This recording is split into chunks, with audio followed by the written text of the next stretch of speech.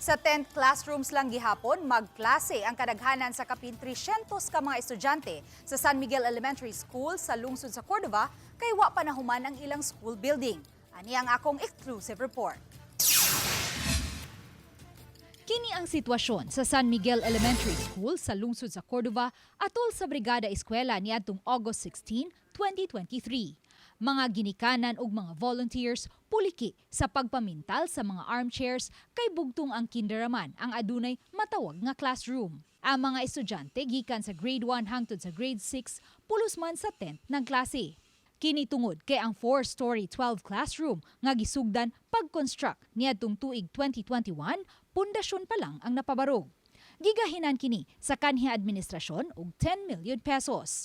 Dihang nilingkod na si Mayor Cesar Didoy Sua niadtong 2022, gipangitaan kini og pondo sa LGU aron matiwas ang trabaho. Fast forward, human sa tulo ka tuig, gibalikan sa RTV Balitang Besdak ang San Miguel Elementary School. Nabantayan namong nahuman na ang tulo ka mga classrooms sa ground floor sa school building.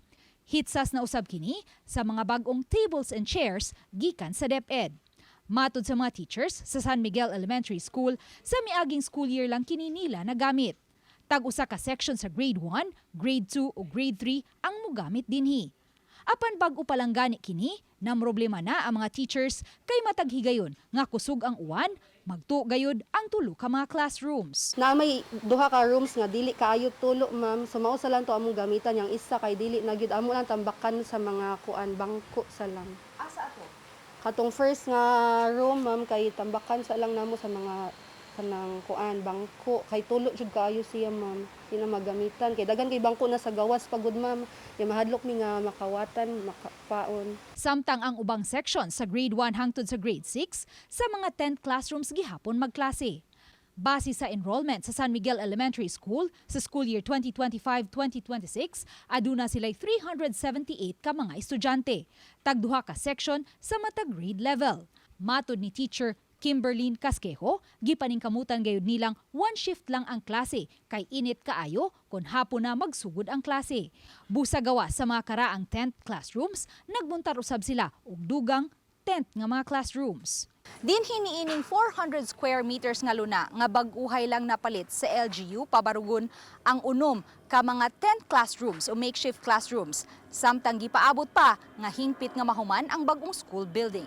Kada human sa klase ma'am may tuson ang mga TVs, laptops, speakers, asa-asahon jud siya ma'am. Mato di Konsehal Limuel Pugoy, Chair sa Committee on Finance and Appropriation, nga nangayo na sila og pondo sa Kongreso ug samtang naghuwat pa sila sa funding gikan sa national government, giduso na usab nila kini ngadto sa DepEd aron mahatagan usab og pondo.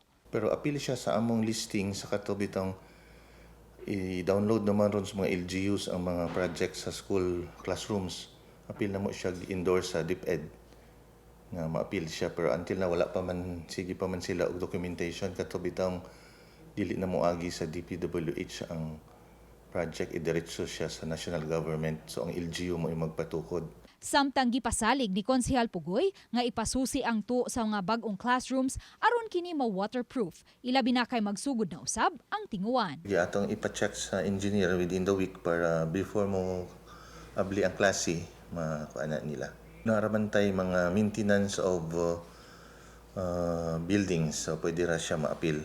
Akong suguon ron ang engineer na matrabaho lang diretso. Di man siguro na kung amount dili na siguro na more than 50,000 kinahanglan ng i-bid, pero kung lower ang amount pwede ra na ilang matrabaho dayon.